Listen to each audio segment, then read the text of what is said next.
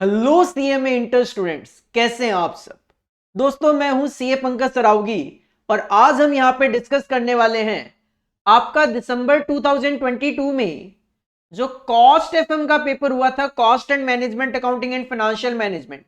आज हम उसका डिटेल में सॉल्यूशन डिस्कस करने वाले हैं और इस वीडियो में मैं आपके साथ सेक्शन ए जो है that is cost and management accounting, उसका सॉल्यूशन डिस्कस करूंगा। आज की जो वीडियो है उसके अंदर हम कॉस्ट एंड मैनेजमेंट अकाउंटिंग जो पार्ट ए है, पार्ट ए जो है आपका, part A cost and management accounting 50 marks और पार्ट बी फाइनेंशियल मैनेजमेंट। तो आज की वीडियो में हम part A cost and management accounting का डिटेल में सॉल्यूशन डिस्कस करेंगे। हर एक क्वेश्चन का सॉल्यूशन हम यहां पे देखेंगे। तो सर, जैसा कि आप सबको पता है, कॉस्ट एंड मैनेजमेंट अकाउंटिंग हमारा 50 मार्क्स का होता है। दो सेक्शन में पेपर होता है। सेक्शन 1 में एमसीक्यू वगैरह होते हैं, MCQ, true false and match the following, 14 marks के होते हैं। और इसके बाद हमें 4 क्वेश्चन गिवन होते हैं जिसमें से अपने को 3 अटेम्प्ट करने होते हैं 12 मार्क्स के। अकॉर्डिंगली 50 मार्क्स का पेपर अपने को अटेम्प्ट करना होता है। इसमें अगर सबसे पहले सेक्शन 1 की मैं बात करूं, हाँ, अगर आपने हमारा चैनल सब्सक्राइब अभी तक नहीं किया है, हमारे चैनल पे नए हो तो सब्सक्राइब कर लीजिए, क्योंकि काफी रेलिवेंट डेटा लाइक इस तरीके से suggested answers of question papers, exam time पे रिवीजन सीरीज पूरी की पूरी हम लेकर आते हैं, मैराथन्स लेकर आते हैं आपके लिए, और टेस्ट सीरीज हम कंडक्ट करते हैं आपके लिए। तो काफी बेनिफिशियल कंटेंट हम आपके लिए यूट्यूब चैनल पे लेकर आते हैं। सेक्शन 1, सर 1 में सबसे पहले जो ए पार्ट है उसके अंदर एक एक नंबर के 6 एमसीक्यू आए थे आपके पेपर में। सबसे पहले 6 एमसीक्यू कंप्लीट कर लेते हैं। इसमें सबसे पहला एमसीक्यू था, management accounting is concerned with data collection from. कहते हैं मैनेजमेंट अकाउंटिंग डेटा कलेक्शन कहां से करता है? इंटरनल सोर्सेस से, एक्सटर्नल सोर्सेस से, इंटरनल एंड एक्सटर्नल सोर्सेस से, इंटरनल और एक्सटर्नल सोर्सेस से। तो ध्यान देना, मैनेजमेंट अकाउंटिंग यूज तो इंटरनल के लिए किया जाता है, लेकिन जब डेटा कलेक्शन की बात आती है तो डेटा इंटरनल और एक्सटर्नल दोनों ये यूज करते हैं। तो C will be correct answer, internal and external sources इसका आंसर होगा। Second point, in a product mix decision, जब आप ऑप्टिमम प्रोडक्ट मिक्स देखते हो, प्रोडक्ट मिक्स डिसीजन लेते हो, which is the most important factor to consider in order to try to maximise profit. तो sir, profit maximise के लिए कौन सा फैक्टर लेते हो? जो की फैक्टर होता है, जो फैक्टर रिसोर्स जो होता है, स्केर्स होता है, वो आप कंसीडर करते हो। तो इसमें पहला ऑप्शन ही गिवन है, contribution per unit of scarce resource used to make the product. तो सर करेक्ट तो यही होगा, बाकी कोई रेलेवेंसी नहीं है। A will be your correct answer. जो हमारे पास स्केर्स रिसोर्स होता है उसकी पर यूनिट के लिए हम कंट्रीब्यूशन निकालते हैं, उसी के अकॉर्डिंगली तो आप रैंकिंग देते हो। तो A will be your correct answer. Sir third जो दिया वो थोड़ा सा प्रैक्टिकल, कहते हैं X limited provides you with the following information. जब आप 60% लेवल पे काम करते हो तो 9,20,000 का ओवरहेड का खर्चा है। 80% पे काम करते हो तो ये 11,60,000 है।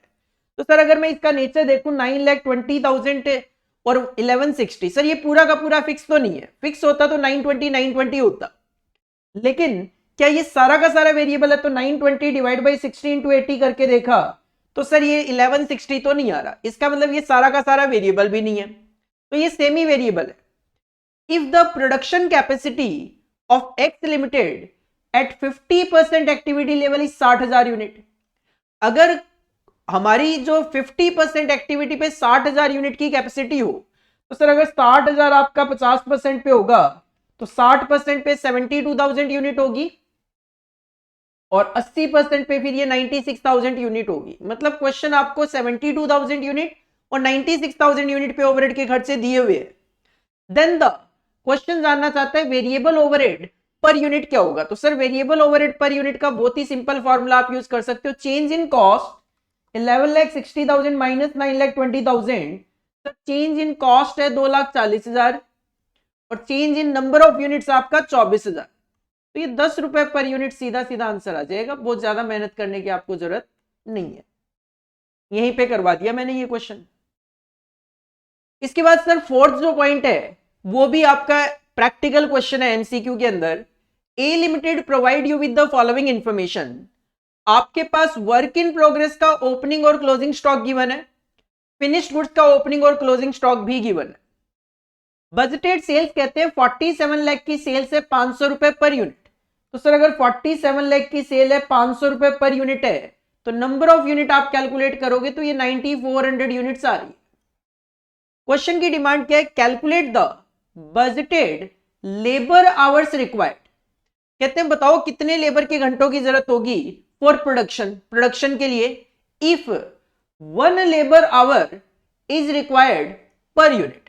अगर एक यूनिट को बनाने के लिए 1 घंटा लगेगा तो बताओ प्रोडक्शन के लिए कितने घंटों की जरूरत होगी।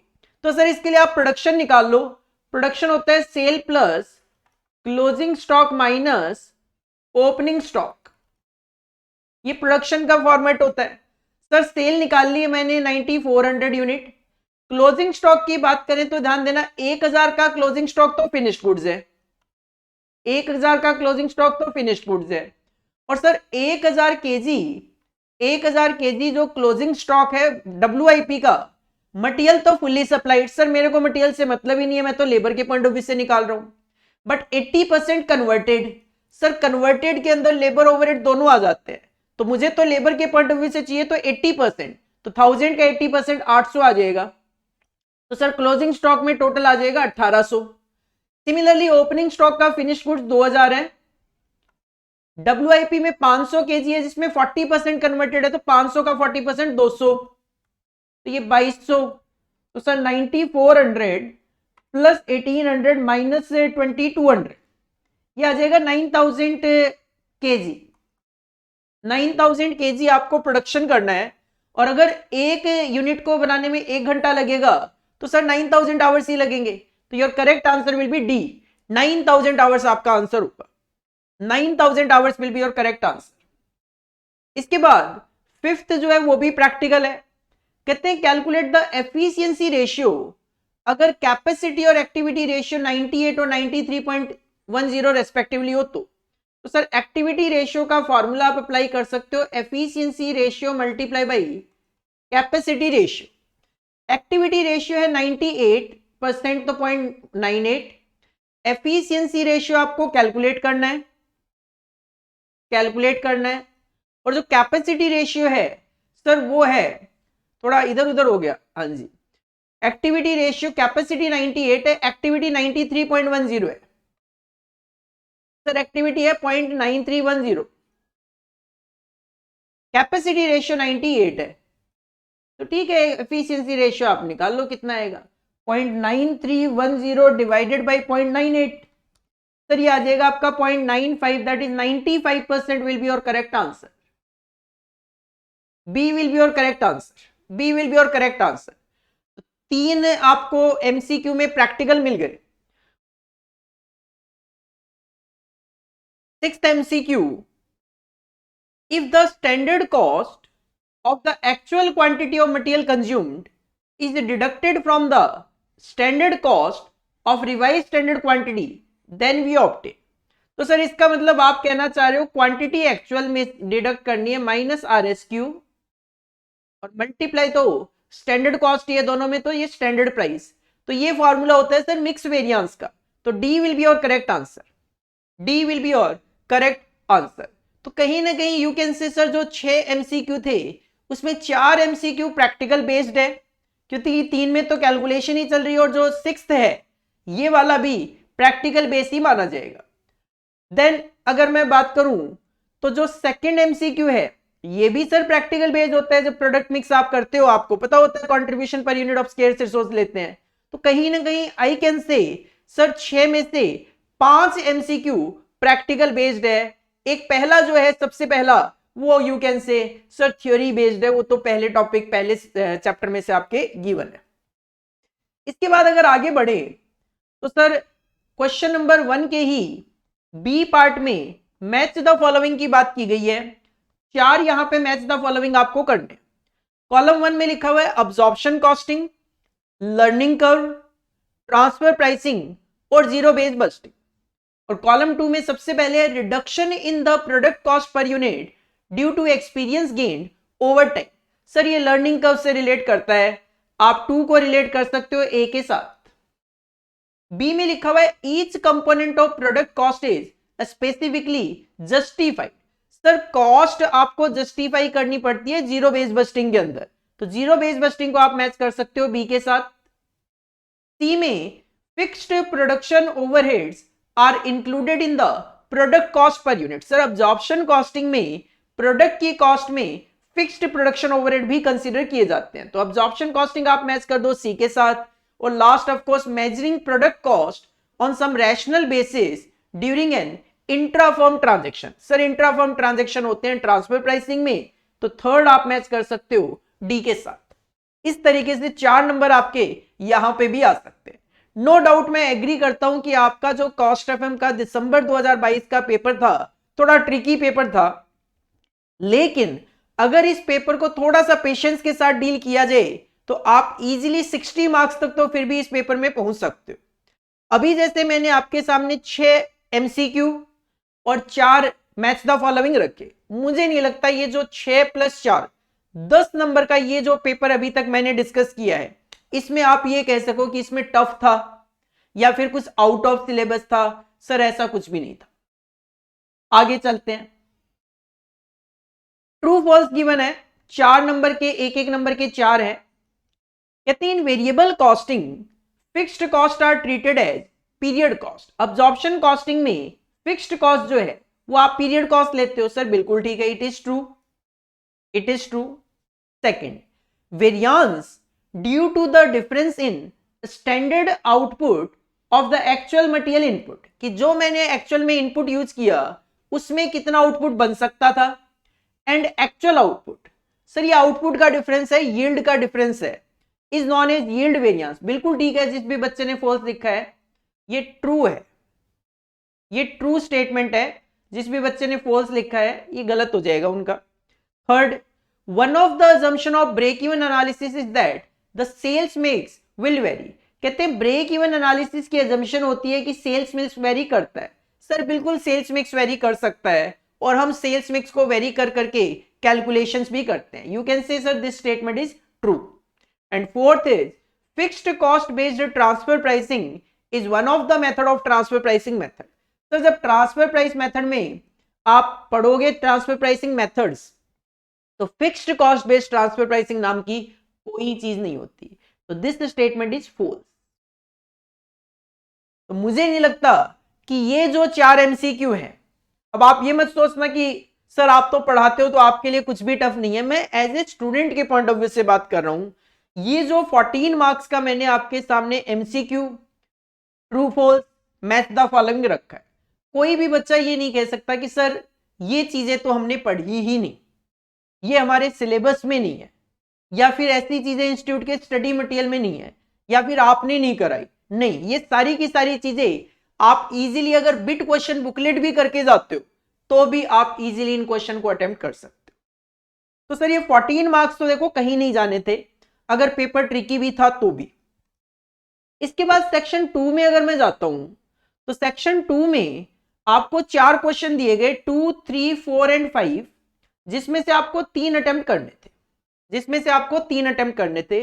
नो डाउट आई एग्री, इसमें कुछ क्वेश्चंस ट्रिकी गिवन थे बट कुछ क्वेश्चंस नॉर्मल भी थे। जैसे अगर मैं क्वेश्चन नंबर 2 का ए पार्ट की बात करूं तो सर एक नॉर्मल क्वेश्चन है ब्रेक इवन एनालिसिस से रिलेटेड, मार्जिनल कॉस्टिंग से रिलेटेड। 2A की मैं बात करूंगा सबसे पहले, जो कि एक नॉर्मल क्वेश्चन है। इस तरीके के क्वेश्चन आपको करवाए जाते हैं सेकंड ग्रुप के मार्जिनल कॉस्टिंग के पॉइंट ऑफ व्यू से। AGT limited manufactures a product currently utilising 50% capacity with a turnover of rupee 18 lakh at rupee 100 per unit. Sales बता दी आपको 18 लाख रुपए की सेल कर रहे हैं और ये इनकी 50% कैपेसिटी को इंडिकेट कर रहे हैं। 100 रुपए पर यूनिट का सेलिंग प्राइस है, तो अगर आपको नंबर ऑफ यूनिट्स निकालनी हो तो सर 18,000 यूनिट्स कंपनी फिलहाल बेच रही है।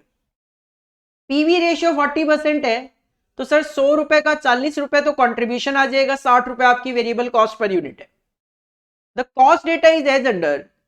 डायरेक्ट मटेरियल है पर यूनिट 30 रुपए, direct wages per unit given है 20 रुपए, वेरिएबल ओवरहेड गिवन है 8 रुपए, अब ध्यान देना, कहते हैं सेमी वेरिएबल ओवरहेड 96,000 है, which will increase by rupee 22,800 for every 18% increase in capacity or any part thereof। और कहते हैं ये 22,800 रुपए से आपका इंक्रीज होगा हर 18% इंक्रीज इन कैपेसिटी या उसके पार्ट के लिए। 18%, 1%, 2%, 5%, 10%, सर 1% से लेकर 18% तक कितना भी इंक्रीज होगा, क्योंकि पार्ट बोला है, तो 22,800 से आपकी कॉस्ट बढ़ जाएगी। फिक्स्ड ओवरहेड गिवन है 2,40,000 रुपए के। फिलहाल क्वेश्चन की पहली रिक्वायरमेंट है calculate the total fixed cost at 50% capacity level. अभी हमारे पास जो लेवल गिवन है, इसी लेवल पे हमें टोटल फिक्स्ड कॉस्ट कैलकुलेट करके बतानी है। सर फिक्स्ड कॉस्ट क्यों पूछी है? इसलिए कि फिक्स्ड ओवरहेड 240 तो गिवन है, लेकिन ये सेमी वेरिएबल ओवरहेड के अंदर भी तो कुछ फिक्स्ड कॉस्ट होगी, क्योंकि सेमी वेरिएबल का मतलब ही होता है फिक्स्ड प्लस वेरिएबल पार्ट। तो हमें इसमें से फिक्स्ड कॉस्ट पार्ट निकाल के एडिशन करना है। लेकिन सर यहाँ पे segregation of semi variable cost के जो फॉर्मूले आप देखते हो वो तो अप्लाई नहीं होगा, that is change in cost divide by change in output वाला। वो क्यों अप्लाई नहीं होगा? सर वो इसलिए नहीं अप्लाई होगा क्योंकि डेटा अवेलेबल नहीं है आपके पास डेटा अवेलेबल नहीं है। लेकिन आप बहुत इजीली इसका बाइफिकेशन कर सकते हो। कैसे? क्वेश्चन ने को बोला कि सेलिंग प्राइस 100 रुपए, इसका आंसर करवा रहा हूं मैं डिटेल में। 2A क्वेश्चन ने कहा है कि सर सेलिंग प्राइस है 100 रुपए, पीवी रेशियो है आपका 40%। तो सर सिंपल सी बात है, contribution per unit PV ratio का फॉर्मूला अप्लाई करके आप निकाल सकते हो 40 रुपए। और अगर कंट्रीब्यूशन 40 है, सेलिंग प्राइस 100 है, तो आपकी वेरिएबल कॉस्ट पर यूनिट जो है वो 60 रुपए होगी। लेकिन अगर आप क्वेश्चन में एडिशन करते हो तो सर ये तो 58 ही है, ये तो 58 ही है। इसका मतलब ये है कि ये 96,000 रुपीज जो है, इसके अंदर 2 रुपए पर यूनिट जो है वो वेरिएबल कॉस्ट पर यूनिट है। 2 रुपए पर यूनिट जो है वो वेरिएबल कॉस्ट पर यूनिट है। तो सेमी वेरिएबल ओवरहेड जो है, सेमी वेरिएबल ओवरहेड जो आपके पास गिवन है, उसमें वेरिएबल पार्ट है 2 रुपए पर यूनिट, क्योंकि ये 60 है जबकि यहां पे 58 का ही रेट है, तो सर इसके अंदर 2 रुपए पर यूनिट है। अगर 2 रुपए पर यूनिट है, नंबर ऑफ यूनिट्स कितनी है? 18,000। नंबर ऑफ यूनिट्स कितनी है? 18,000। तो सर इसका मतलब वेरिएबल पार्ट हो गया इसके अंदर 36,000 का। और अगर 96,000 के अंदर 96,000 के अंदर 36,000 वेरिएबल है, तो 60,000 will be fixed part. Question जानना चाहता है टोटल फिक्स्ड कॉस्ट बताओ कितनी है। तो सर 2,40,000 क्वेश्चन में गिवन है, 240 तो सीधा सीधा क्वेश्चन में गिवन है, और 60,000 सेमी वेरिएबल के अंदर है, तो अकॉर्डिंगली ये 3 लाख रुपए होगा। अकॉर्डिंगली ये 3 लाख रुपए होगा। अकॉर्डिंगली ये 3 लाख रुपए होगा। सर इसके बाद पहली रिक्वायरमेंट तो सेटिस्फाई हो गई। दूसरी पॉइंट की अगर मैं बात करूं, कहते हैं calculate the number of units to be sold. Sale unit बताओ to earn a profit of ₹28 per unit. Cell unit बताओ ताकि हम हर यूनिट पे 28 रुपए का प्रॉफिट कमा सके। तो सर इसके लिए आप सेल यूनिट्स का फॉर्मूला अप्लाई कर सकते हो। सेल से यूनिट्स का फॉर्मूला होता है fixed cost plus profit upon में contribution per unit.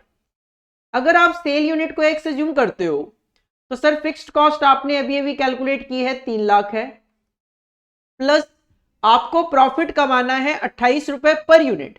Sir number of unit मेरे को नहीं पता कितनी, x into 28 divide by contribution per unit आपका चल रहा है 40 रुपए पर यूनिट। ऐसा ही कुछ है। इसको सॉल्व करके एक बार देखो जरा।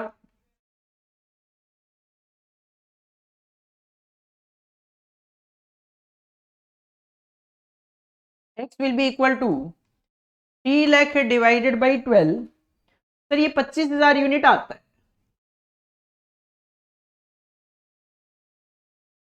ध्यान देना, ये 25,000 यूनिट आता है।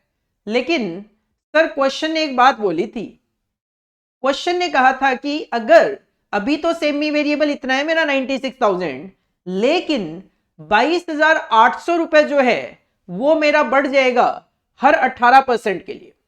तो आप जरा चेक करके देखो कि सर अगर 25,000 मेरा आंसर आ रहा है तो ये परसेंटेज टर्म में कितना है, ये परसेंटेज टर्म में कितना है। तो सर अगर 18,000 यूनिट आपकी 50% कैपेसिटी है, मतलब 100% आपकी 36,000 है, तो सर ये 50% से तो ऊपर ही है, सिंपल सी बात तो ये है सबसे पहले। तो सर ये 69 पॉइंट समथिंग आ रहा है, 69.44 समथिंग आ रहा है। ये केवल चेक करने के लिए है कि मुझे अपने एक्सपेंस को कितना बढ़ाना पड़ेगा। तो सर 18 बढ़ाता हूं 50 से तो 68 ही होता है। तो दो बारी आप अपने एक्सपेंस को बढ़ाओ, दो बारी आप अपने एक्सपेंस को बढ़ाओ, 22,800 और 22,800। तो होगा क्या, फिर से आपको ये फॉर्मूला यूज करना पड़ेगा सेल्स यूनिट्स का, fixed cost plus profit upon में कंट्रीब्यूशन पर यूनिट। फिर से आप एक्स एज्यूम कर लो इसको। अब ध्यान देना, सर फिक्स्ड कॉस्ट 3 लाख तो है ही, वो तो लिखनी ही लिखनी है, प्लस कुछ फिक्स्ड कॉस्ट और लिखनी है। सर कितनी, अभी अभी मैंने कहा कि 69.44 से ऊपर जाएगा तो आपको दो बारी 22,800 का एक्सपेंस बढ़ाना पड़ेगा। सर ठीक है, कोई दिक्कत नहीं है, दो बारी आपको 22,800 और 22,800 बढ़ाना पड़ेगा। लेकिन सर ये जो 22,800 का खर्चा आप बढ़ाओगे, इसमें कुछ वेरिएबल पार्ट भी तो होगा। बिल्कुल होगा। कितना होगा सर, वेरिएबल पार्ट की अगर आप इसमें बात करते हो तो हमें पता है कि इसके अंदर वेरिएबल पार्ट 2 रुपए पर यूनिट होगा। इसके अंदर जो वेरिएबल पार्ट होगा वो कितना होगा, 2 रुपए पर यूनिट होगा। इसके अंदर वेरिएबल पार्ट कितना होगा, 2 रुपए पर यूनिट होगा। तो माइनस कर देंगे इसमें से, माइनस कर देंगे इसमें से सर 2x। 2x क्या है, 2 रुपए पर यूनिट, जो भी नंबर ऑफ यूनिट होगी इसके लिए। लेकिन सर जब आप ऐसा करोगे तो क्या होगा, जितनी भी नंबर ऑफ यूनिट्स होगी उसके लिए 2 रुपए पर यूनिट के हिसाब से एप्लीकेशन हो जाएगा। जबकि मुझे तो केवल और केवल जो एडिशनल यूनिट है, एडिशनल खर्चा लिखा है, उसके अकॉर्डिंगली केवल वेरिएबल कॉस्ट हटानी चाहिए। तो आपको क्या पढ़ना पड़ेगा, यहां पे माइनस कर दो 2x माइनस 36,000। सर ये क्या कहानी है, अब देख लो इसको। सर फॉर्मूला मैं अप्लाई करने जा रहा हूं, फिक्स्ड कॉस्ट 3 लाख। क्वेश्चन ने कहा 22,800 रुपए आपका इंक्रीज होगा हर 18% के लिए। तो हमने ये कैलकुलेशन करके रखी थी। तो सर 50 से 68, देन मैं 68 के बाद 68 से 18% हो जाता हूं, 86 तक जाना चाह रहा हूं मैं। ठीक है, तो मैंने 22,800 ऐड किया। लेकिन सर ये सारी की सारी फिक्स कॉस्ट थोड़ी ना है, इसके अंदर कुछ वेरिएबल पार्ट भी होगा। और वो कुछ वेरिएबल पार्ट कितना होगा, सर हमें पता है 2 रुपए पर यूनिट वेरिएबल पार्ट है। तो मैं अगर पूरा का पूरा -2x कर दूंगा तो जो एग्जिस्टिंग 18,000 यूनिट है उसका भी तो वेरिएबल कॉस्ट माइनस हो जाएगी। जबकि वो तो आप ऑलरेडी यहां पे माइनस कर चुके हो 36,000। तो मैं यहां पे क्या कर रहा हूं कि सर जितनी भी नंबर ऑफ यूनिट्स होगी उसकी कॉस्ट यहां पे आ गई वेरिएबल वाली, तो वो माइनस कर दिया। तो ये वापस एक तरीके से जब मैं माइनस माइनस करूंगा तो ये वापस 36,000 मैंने क्या कर दिया, प्लस कर दिया। ये वापस मैंने क्या कर दिया, 36,000 प्लस कर दिया। तो अकॉर्डिंगली आपकी कैलकुलेशन +28x। आप चाहो तो इसको ओपन करके भी लिख सकते हो, -2x प्लस 36,000।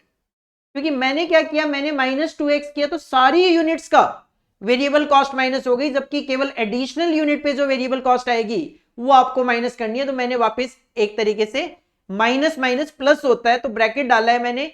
अगर आप इसको थोड़ा और सिंप्लीफाई करना चाहो तो सर -2x, ब्रैकेट हटाना चाहो तो +36,000। तो सारी की सारी यूनिट्स की वेरिएबल कॉस्ट माइनस कर दी और वापस 36,000 मैंने ऐड बैक कर दिया।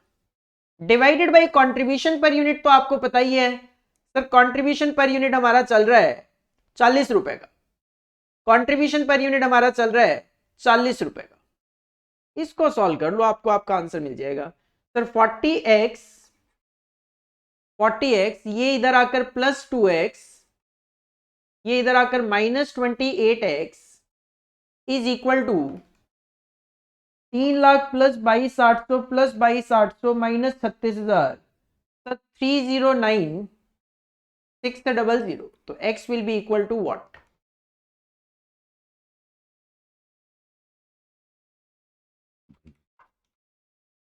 ये आएगा आपका अप्रॉक्स, ये आएगा आपका approx 27,257 unit. That will be your answer, that will be your answer. इसके बाद और आगे बढ़े थर्ड पॉइंट की रिक्वायरमेंट में। तो थर्ड पॉइंट कहता है calculate the selling price per unit. इस बार selling price per unit calculate करके दो। टू अर्न ए प्रॉफिट कितना? 25% ऑन कैपिटल एम्प्लॉयड। जो भी आपने कैपिटल एम्प्लॉय कर रखी है उसका 25% प्रॉफिट कमाना है। 80% एक्टिविटी लेवल, 80% आपको एक्टिविटी लेवल लेना है। The fixed portion of capital employed है 53,85,600।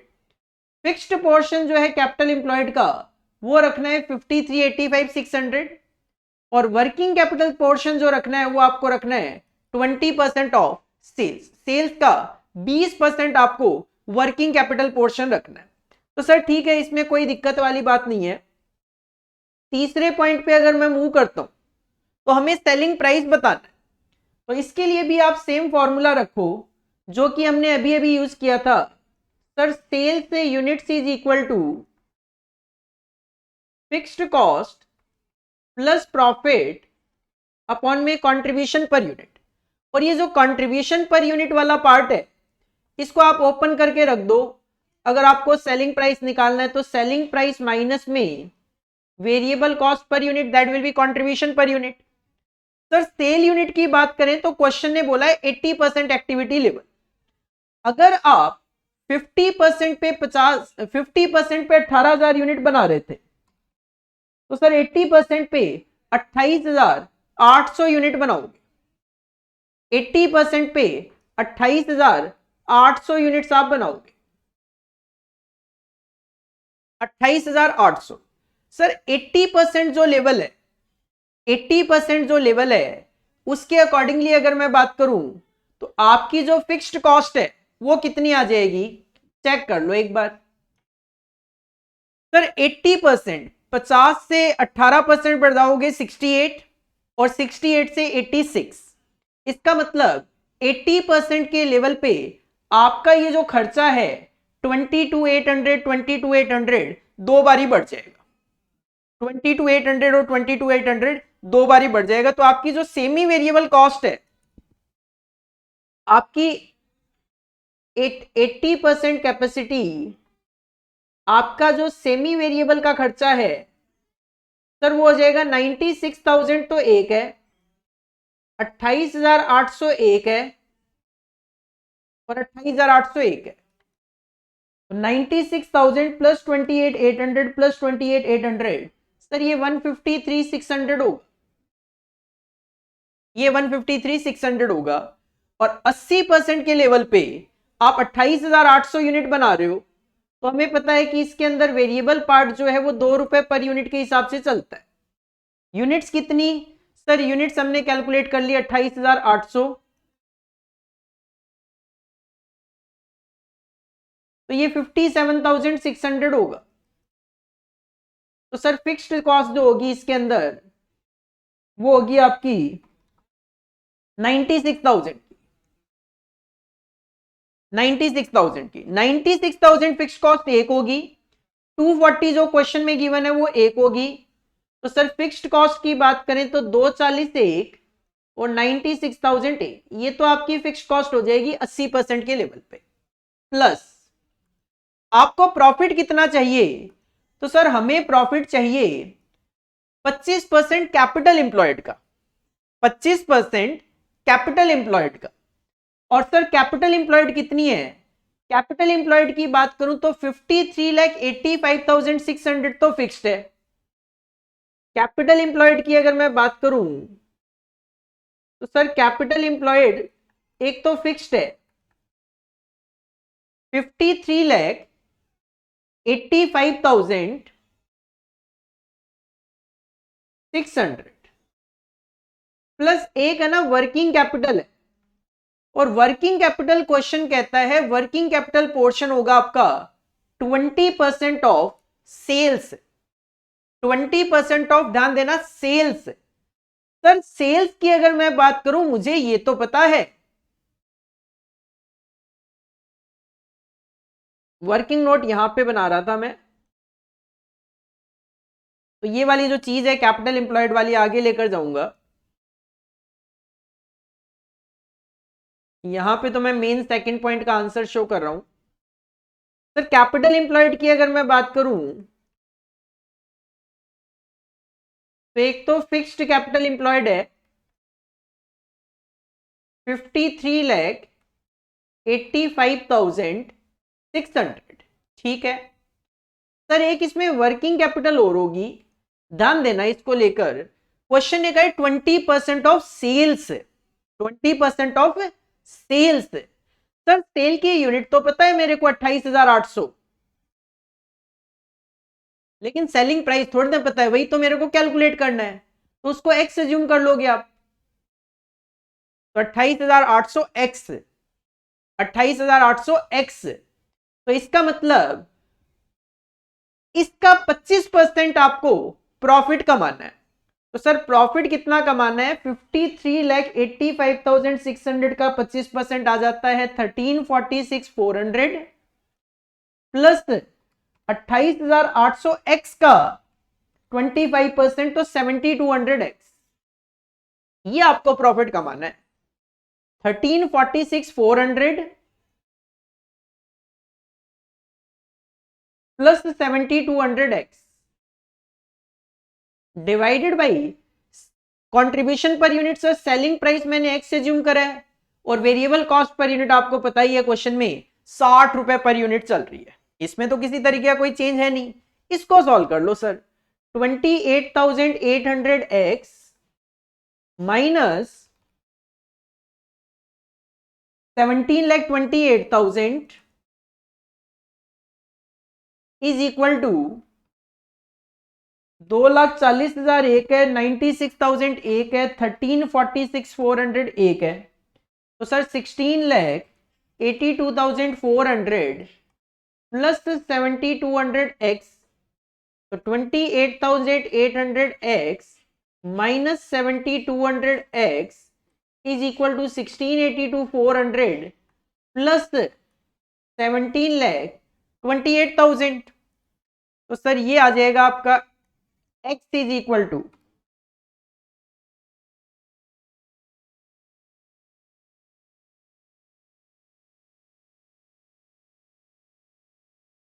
सर ये आ जाएगा 157.89।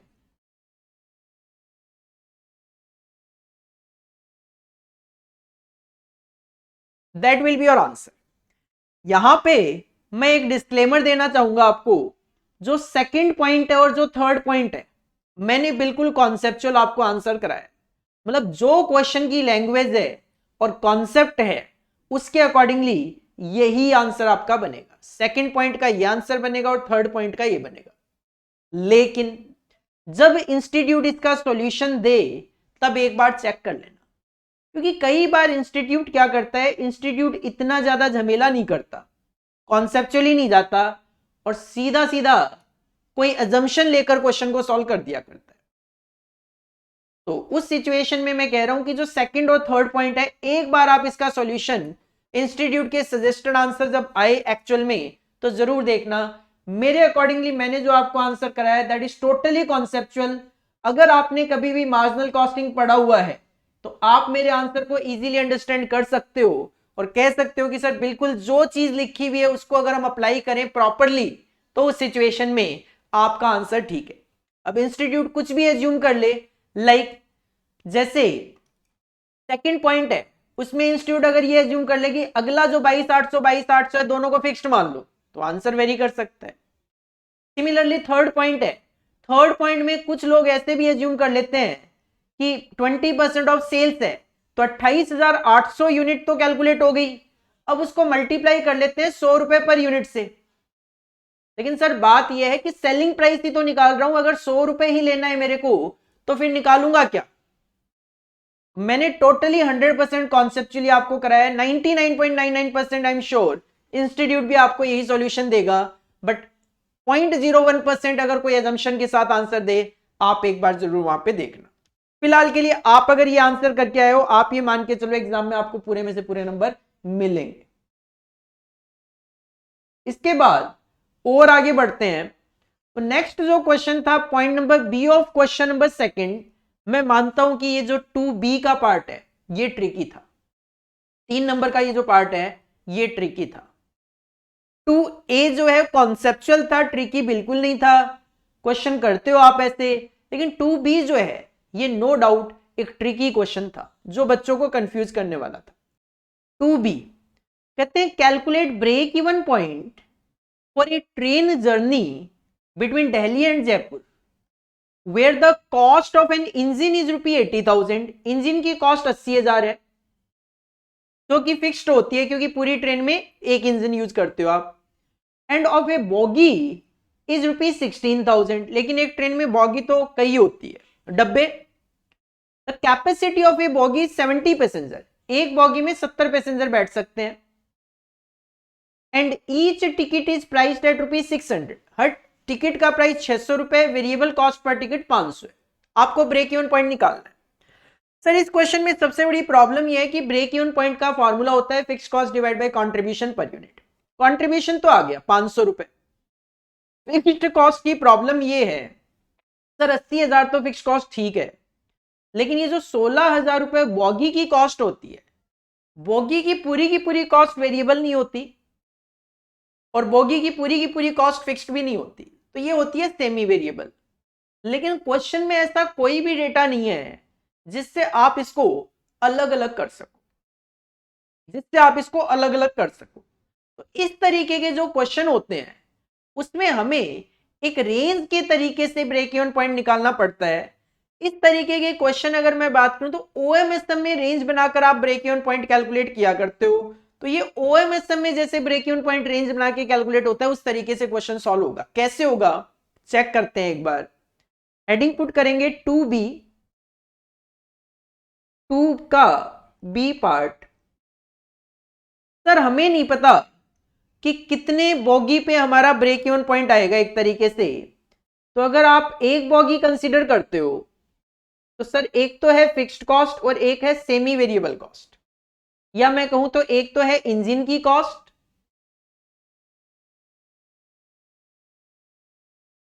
एक तो है इंजन की कॉस्ट और एक है बोगी की कॉस्ट। सर इंजन की कॉस्ट 80,000 ही रहेगी, चाहे एक बोगी हो, 2 बोगी हो, 4 बोगी हो। एक बोगी का मतलब है 70 पैसेंजर्स, 0 से 70 पैसेंजर, 1 से लेकर 70 passenger.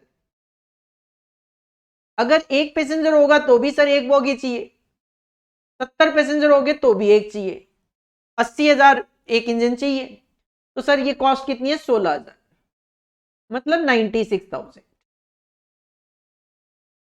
Right. 80 plus 16। Contribution per unit कितना है सर? कंट्रीब्यूशन पर यूनिट 500 है।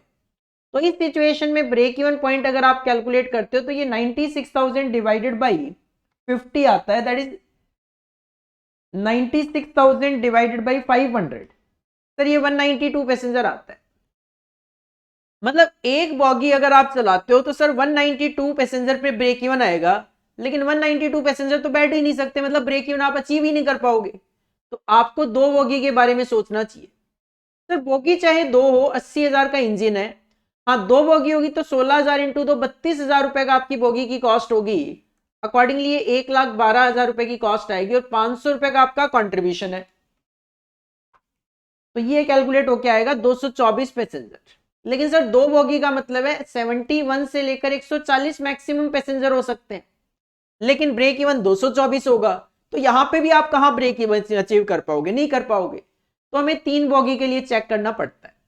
सर 80,000 और 16,000 इंटू 3 48,000, तो ये आ जाएगा आपका 8×4=12 1,28,000 रुपए।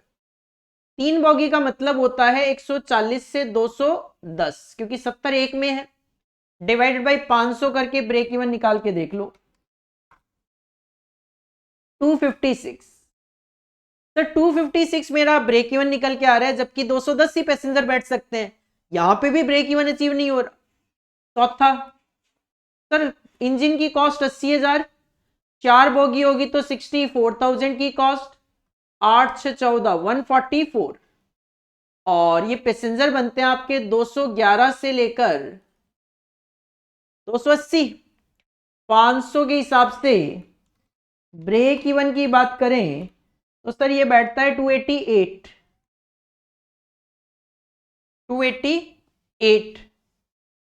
सर 288 ब्रेक इवन पॉइंट है, जबकि कैपेसिटी 280 है 4 बोगी की, फिर ब्रेक इवन अचीव नहीं कर पा रहे आप। 5 बोगी तो सर 80,000 और 16 5 80, 1,60,000। 5 बोगी का मतलब यू कैन से सर 281 से लेकर 360 तक 281 से 350 तक पैसेंजर हो सकते हैं। 500 रुपए का कंट्रीब्यूशन होगा तो 1,60,000 डिवाइड बाई 500, 320 पैसेंजर। तो 320 पैसेंजर और इस क्राइटेरिया में कवर भी होते हैं, तो इसका मतलब 5 बोगी जो है, 5 बोगी जो है वो आपका ब्रेक इवन पॉइंट है। और पैसेंजर्स की अगर आप बात करोगे तो 320 पैसेंजर्स आपको अपना ब्रेक इवन पॉइंट कंसीडर करना पड़ेगा। तो इस तरीके से आपको इसका आंसर प्रेजेंट करना है, इसी वजह से इसकी वेटेज 3 नंबर दी गई है। अदरवाइज सीधा सीधा फॉर्मूला अगर अप्लाई होना होता 3 नंबर इसकी वेटेज नहीं, फिर तो 1 नंबर एमसीक्यू में आता। तो ये जो 2B है, आई एग्री सर, ये ट्रिकी पॉइंट है और इस तरीके का कोई क्वेश्चन आपके स्टडी मटेरियल में गिवन भी नहीं है। ओएमएसएम में, ओएम में जब हम पढ़ते हैं ब्रेक इवन पॉइंट का कॉन्सेप्ट, वहां पे जरूर इस तरीके का क्वेश्चन एक गिवन है, वहां पे हम इस तरीके का क्वेश्चन सॉल्व किया करते हैं। तो 2B कुछ इस तरीके से सॉल्व होना है, 320 या फिर 5 बोगी, that will be your break even point. 2B 3 number का tricky point, I agree sir. इसके बाद तीसरा क्वेश्चन था 12 नंबर का पूरा पूरा, और ये एक इजी क्वेश्चन था, ये एक इजी क्वेश्चन था। इस तरीके के काफी सारे क्वेश्चंस आप करते हो, बस इसमें इन्होंने क्या करने की कोशिश करी है, आपको इतने सारे एक साथ बजट पूछकर बस बच्चा कहता है सब कुछ ही पूछ लिया, क्या क्या करूं, कैसे कैसे करूं। तो क्वेश्चन आराम से करोगे तो 12 मिनट का क्वेश्चन है, 15-20 मिनट में आराम से आप कर सकते हो, लेकिन कोई भी ट्रिकी पॉइंट नहीं है इसमें, कोई भी आउट ऑफ सिलेबस वाली बात इसमें नहीं है। क्वेश्चन नंबर 3 स्टार्ट करेंगे। PCT limited provides you with the following information. दो प्रोडक्ट है, प्रोडक्ट ए और product B. Figures for the year 2021, 2021 के लिए आपको कुछ फिगर्स गिवन है, सेल्स की अमाउंट गिवन है और सेलिंग प्राइस गिवन है। तो आप इजीली यहां पे सेल्स यूनिट्स कैलकुलेट कर सकते हो। सर 10,000 यूनिट्स आएगी यहां पे प्रोडक्ट ए की, और प्रोडक्ट बी की 4,000 यूनिट्स आप बेच रहे हो। क्लोजिंग फिनिश गुड्स गिवन है फीफो बेसिस पे 20,000 रुपए, 20 रुपए के अकॉर्डिंगली। तो सर अगर यूनिट्स की बात करोगे तो 1,000 यूनिट और 46,000 रुपीज की क्लोजिंग स्टॉक है 20 रुपए के हिसाब से, तो यहां पे 2300 यूनिट आपके पास क्लोजिंग स्टॉक में है। ये तो बात हुई सेल्स की और closing stock of finish goods की। इसके बाद material and labour requirement given है। कहते हैं मटेरियल दो तरीके का लगता है, एक्स और वाई। सबसे पहले तो इनका रेट बता दिया, 3 रुपए और 1 रुपए पर यूनिट, और कितना कितना लगेगा। तो प्रोडक्ट ए के लिए 1.9 और 3.8 लगेगा प्रोडक्ट बी के लिए। वाई मटेरियल लगेगा 1.08 और 1.62 यूनिट फॉर प्रोडक्ट ए और बी रेस्पेक्टिवली। सिमिलरली दो डिपार्टमेंट में लेबर काम करती है, डिपार्टमेंट पी और डिपार्टमेंट क्यू। डिपार्टमेंट पी में लेबर का रेट 1 रुपए पर आवर चलता है, डिपार्टमेंट क्यू में 3 रुपए पर आवर चलता है। और प्रोडक्ट ए और बी के लिए 2 और 1 आवर डिपार्टमेंट पी में लगते हैं और 1 आवर डिपार्टमेंट क्यू में लगता है। ये तो बात थी 2021 के डेटा की। अब कहते हैं 2022 का हमारा टारगेट यह है कि सेल्स जो क्वांटिटी है वो इंक्रीज या डिक्रीज होगी। ब्रैकेट में तो डिक्रीज होगी और अगर पॉजिटिव में है तो इंक्रीज होगी 25%, 20%। सेलिंग प्राइस में भी इंक्रीज और डिक्रीज, यहां पे इंक्रीज है, यहां पे डिक्रीज है। Closing finished goods unit given है और रिजेक्शन रेट भी गिवन है। मटेरियल स्टॉक की बात करें तो क्लोजिंग स्टॉक भी गिवन है मटेरियल का, और ये क्लोजिंग स्टॉक 31 मार्च 2021 का है, मतलब ये ओपनिंग स्टॉक है, और ये एस्टिमेटेड स्टॉक है 2022 का, तो ये क्लोजिंग स्टॉक है, और साथ में मटेरियल का वेस्टेज भी गिवन है।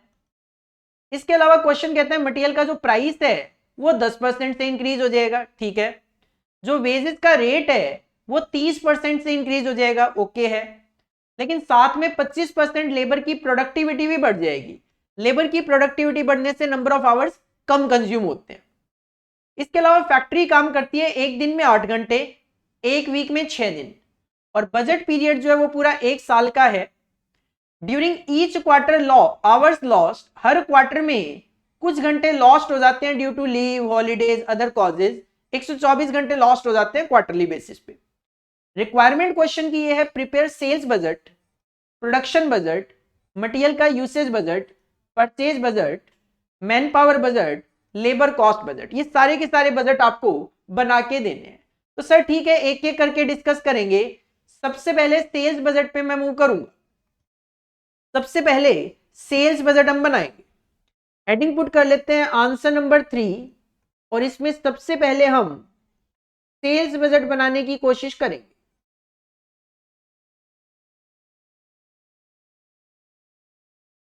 सबसे पहले हम इसमें सेल्स बजट बनाने की कोशिश करेंगे। तो सर दो तरीके के प्रोडक्ट है जो आप बेचते हो, ए और बी। दो तरीके के प्रोडक्ट है जो आप बेचते हो, ए और B. Last year sale quantity मैंने कैलकुलेट कर दी थी, 10,000 और 4,000 यूनिट आप बेच रहे थे। 2021 में 10,000 और 4,000 यूनिट आप बनाकर बेच रहे थे, और क्वेश्चन ने कहा है कि सेल की जो क्वांटिटी है वो ए में 20% से डिक्रीज हो जाएगी। तो सेल्स क्वांटिटी की अगर मैं बात करूं तो पिछले साल अगर आप 10,000 बेच रहे थे, जो कि अब 20% कम हो जाएगी, तो आप 8,000 यूनिट सेल करोगे। सिमिलरली क्योंकि आप लास्ट ईयर में 4,000 यूनिट बेच रहे थे, 4,000 यूनिट बेच रहे थे, जो 25% से बढ़ जाएगी, तो सर ये 5,000 यूनिट्स आप बेचो। सेलिंग प्राइस की अगर बात करें तो सर लास्ट ईयर हमारा सेलिंग प्राइस था 24 रुपए, जो कि क्वेश्चन कहता है 25% से बढ़ा देंगे। अगर आप 24 रुपए को 25% से बढ़ा दोगे तो 30 रुपए सेलिंग प्राइस कर दोगे। और जो बी है उसमें सेलिंग प्राइस 50 रुपए था, जिसको आप कह रहे हो 20% से कम कर देंगे। 50 को 20% से कम करने का मतलब है 40 रुपए कर देना। तो sir that will be your sales budget. 8,000 into 3 2 40, और 5,000 इंटू 40 2 लाख। ये आपके क्वेश्चन की पहली रिक्वायरमेंट थी, सेल्स बजट आपको बना के देना था। बस ऐसे ही सिंपल सिंपल से बजट आपको बना के देने थे। अगर आप पेशेंस के साथ इस तरीके के क्वेश्चन को हैंडल करोगे, बहुत इजीली कर लोगे, और हाय हाय मचाने लग जाओगे कि सर क्या पूछ लिया, क्या आ गया एक क्वेश्चन को देखकर, तो देखो पूरा पेपर खराब हो जाता है। पेपर नो डाउट ट्रिकी था, बार बार मैं बोल रहा हूं, बट फिर भी ऐसा पेपर था, अगर पेशेंस के साथ अटेम्प्ट करते हो 60 नंबर कहीं नहीं जाने आपके इस पेपर में भी। प्रोडक्शन बजट अगर आपको बनाना है तो प्रोडक्शन बजट का फॉर्मेट होता है, नॉर्मल फॉर्मेट होता है, sale plus closing minus opening, sales plus closing minus opening. तो सर दो तरीके के प्रोडक्ट है, प्रोडक्ट ए और B. Sales plus closing stock of finished goods minus opening stock of finished goods. Sir अभी अभी सेल यूनिट आपने निकाली है, क्योंकि प्रोडक्शन बजट यूनिट में बनता है 8,000 और 5,000, 8,000 और 5,000।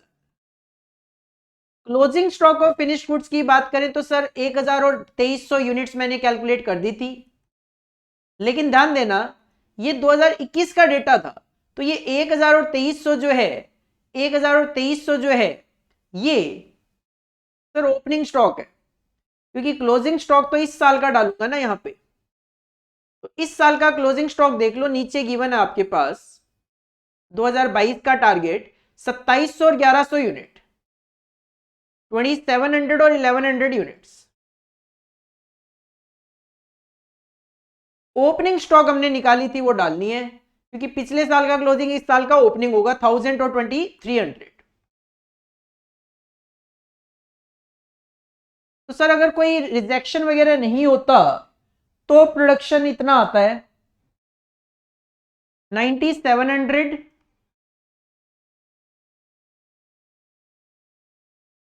और 3800। लेकिन क्वेश्चन एक है पोस्ट प्रोडक्शन इसमें रिजेक्शन है, तो सर रिजेक्शन भी ऐड करना पड़ेगा, बनाना तो पड़ेगा। प्रोडक्शन के बाद रिजेक्ट हो जाता है कितना सर 3% और 5%। इसका मतलब यह है कि 3% अगर रिजेक्शन हो जाता है तो ये 97% को इंडिकेट करेगा, 97% को इंडिकेट करेगा। तो 3% कितना सर 300 का रिजेक्शन हो जाएगा। सिमिलरली 3800 जो है अगर 5% का रिजेक्शन है तो दैट विल इंडिकेट 95, तो 5% कितना 200।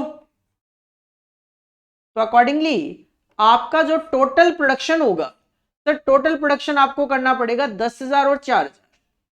तो 10,000 प्रोडक्शन करोगे जिसमें से 300 रिजेक्ट हो जाएगी, 9700 बच जाएगी। 4,000 में से 200 रिजेक्ट हो जाएगी, 3800 बच जाएगी। तो ये सिंपल आपका प्रोडक्शन बजट था। इस तरीके के काफी क्वेश्चन आप करते हो। इसके बाद मटेरियल का यूसेज बजट बनाना है। सर मटेरियल का यूसेज बजट जो है प्रोडक्शन पे डिपेंड करता है, तो बहुत इजीली आप मटेरियल का यूसेज बजट बना दोगे। यहां पे मटेरियल का यूसेज बजट, सर मटेरियल दो तरीके के हैं। मटेरियल आप दो तरीके के यूज करते हो, एक्स और वाई। तो ये मैंने मटेरियल एक्स लिख दिया और ये मैंने वाई लिख दिया। सर प्रोडक्ट भी दो तरीके के हैं, ए और बी। पहले प्रोडक्ट ए की बात कर लेते हैं। सर प्रोडक्ट ए को बनाने के लिए मटेरियल एक्स की 1.9 यूनिट लगेगी और आपने प्रोडक्ट ए बनाना कितना है 10,000। तो सर 10,000 यूनिट आप बनाओगे, प्रोडक्ट ए की 1.9 यूनिट मटेरियल की यूज होगी, तो ये यूज होगा आपका 19,000। प्रोडक्ट ए को बनाने के लिए वाई, सर प्रोडक्ट ए को बनाने के लिए वाई चाहिए 1.08 यूनिट्स। 10,000 इंटू 1.08 10,800।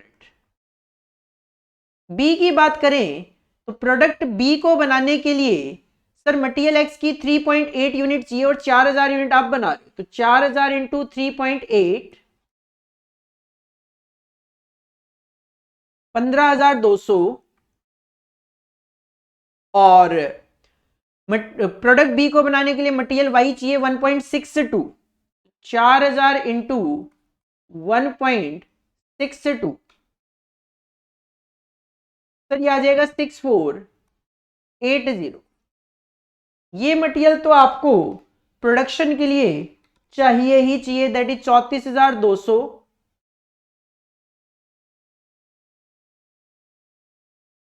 17,280, 34,200 और 17,280।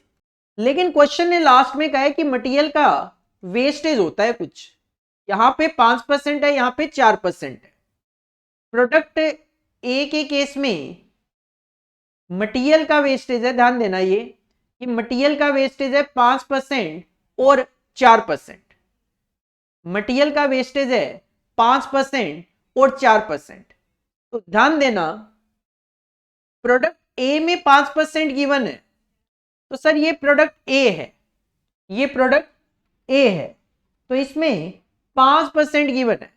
लेकिन मेरे हिसाब से क्या होना चाहिए यहां पे सर, ये मटेरियल का वेस्टेज प्रोडक्ट ए और प्रोडक्ट बी के लिए 5% और 4% की कैलकुलेशन आप कर सकते हो।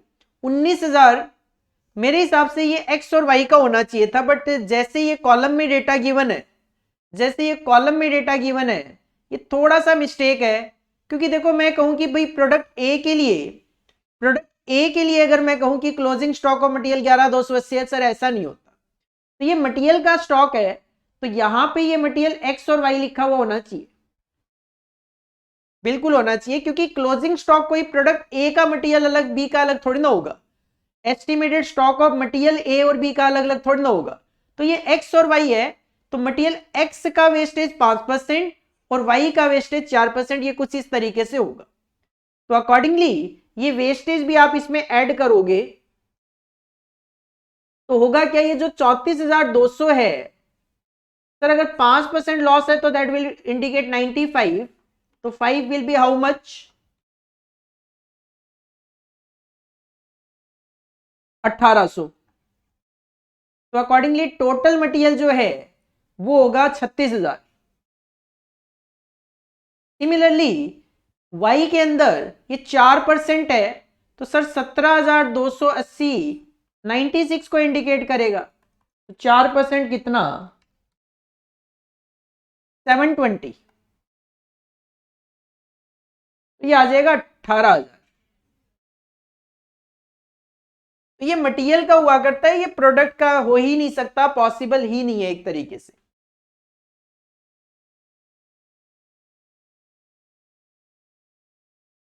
अट्ठारह हजार और 36,000 ये मटेरियल एक्स और वाई का टोटल कंजम्पशन आ जाएगा।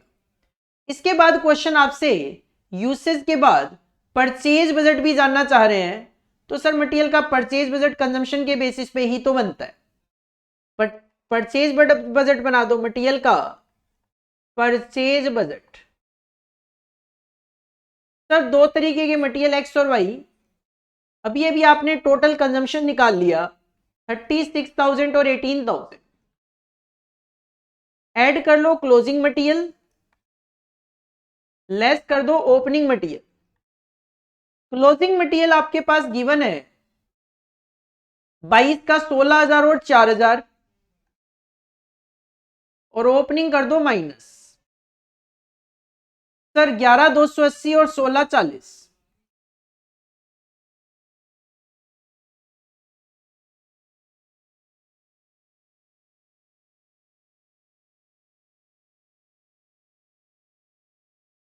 40,720,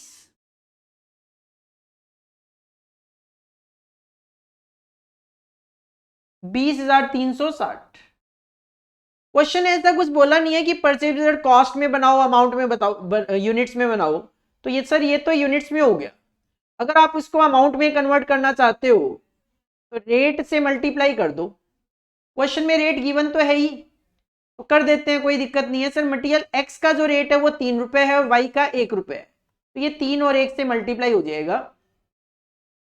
अकॉर्डिंगली आपको मटेरियल की कॉस्ट भी पता चल जाएगी। तो परचेज बजट यूनिट्स में भी बन जाएगा और कॉस्ट में भी बन जाएगा। सर ये आ जाएगा 122,160 और ये 20,360 आ जाएगा। ये हो गया मटेरियल का परचेज बजट। इसके बाद आपको बनाना है man power budget. Sir man power budget बनता है labour hours, number of workers की फॉर्म में, देन आपको लेबर कॉस्ट बजट भी बनाना है। तो ठीक है, ये बजट एक साथ ही बन जाएंगे। मैन पावर बजट बना दो। नेक्स्ट बना दो मैन पावर बजट। तो थोड़ा सा लेंदी था, लेकिन वेटेज भी तो एग्जामिनर आपको दे ही रहा है। 12 नंबर की वेटेज कम नहीं होती। 12 नंबर के क्वेश्चन को करने में अगर आपको 22 मिनट भी लगते हैं तो सफिशिएंट, ठीक है। इवन 2-4 मिनट ज्यादा भी लगे, 100% श्योरिटी के साथ की सही है, तो भी कोई दिक्कत वाली बात नहीं है। सर मैन पावर बजट की अगर बात करें तो दो तरीके के डिपार्टमेंट है यहाँ पे। डिपार्टमेंट पी में भी लेबर है और डिपार्टमेंट क्यू में भी लेबर है। तो ये मैंने पी ले लिया और ये मैंने क्यू ले लिया। सर दो तरीके के प्रोडक्ट हैं ए और बी। हमें पता है कि प्रोडक्ट ए जो बनाना है 10,000 यूनिट बनानी है और बी की 4,000 यूनिट बनानी है। प्रोडक्ट ए की 10,000 यूनिट बनानी है सर, और प्रोडक्ट ए की 1 यूनिट को बनाने के लिए पी डिपार्टमेंट में 2 घंटे लगेंगे और क्यू में 1 लगेगा। यहां पे 2 घंटे लगेंगे और यहां पे 1 घंटा लगेगा। तो सर 20,000 घंटे और 10,000 घंटे। प्रोडक्ट पी की 4,000 यूनिट बनानी है आपको, और इसको बनाने में डिपार्टमेंट क्यू का 1 घंटा लगेगा। प्रोडक्ट बी के लिए एक एक घंटा लगेगा, 2 1 और 1 1, ठीक है। डिपार्टमेंट पी 2 घंटा और डिपार्टमेंट क्यू का 1 घंटा, 2 और 1, इसमें एक एक है, तो सर 4000 और 4000, 24,000 घंटे और 14,000 घंटे। सर नंबर ऑफ आवर्स में तो बना दिया, लेकिन normally man power budget number of workers में भी बनता है। ये तो नंबर ऑफ आवर्स है, नंबर ऑफ वर्कर्स में इसको कन्वर्ट करने के लिए डिवाइड कर दो आवर्स पर वर्कर। ये एक वर्कर कितने घंटे काम करता है, तो सर एक वर्कर कितने घंटे काम करता है, तो कैलकुलेट कर लो कि 8 घंटे एक दिन में, 6 दिन एक वीक में, तो 8 इंटू 6 48 आवर्स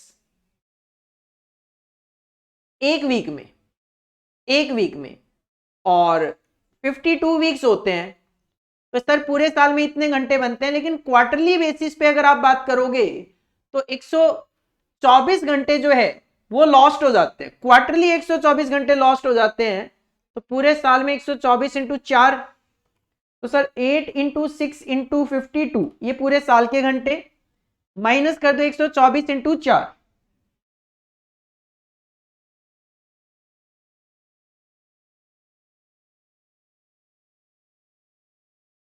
2000 घंटे काम करेगा सर एक वर्कर। तो नंबर ऑफ वर्कर्स की फॉर्म में आप निकाल दो इसको कि सर डिपार्टमेंट पी में जरूरत पड़ेगी आपको 12 वर्कर की, और क्यू में आपको जरूरत पड़ेगी 7 वर्कर की, टोटल आपको 19 वर्कर की जरूरत पड़ेगी। इसके बाद क्वेश्चन कहता है लेबर कॉस्ट बजट भी बना दो। तो सिंपल सी बात है कि आप नंबर ऑफ आवर्स कैलकुलेट कर चुके हो। जब आप नंबर ऑफ आवर्स कैलकुलेट कर चुके होते हो तो लेबर कॉस्ट भी बहुत इजीली कैलकुलेट हो जाती है। सर ये डिपार्टमेंट पी और ये क्यू, आवर्स की अगर मैं बात करूं तो सर आवर्स हैं 24,000 और 14,000,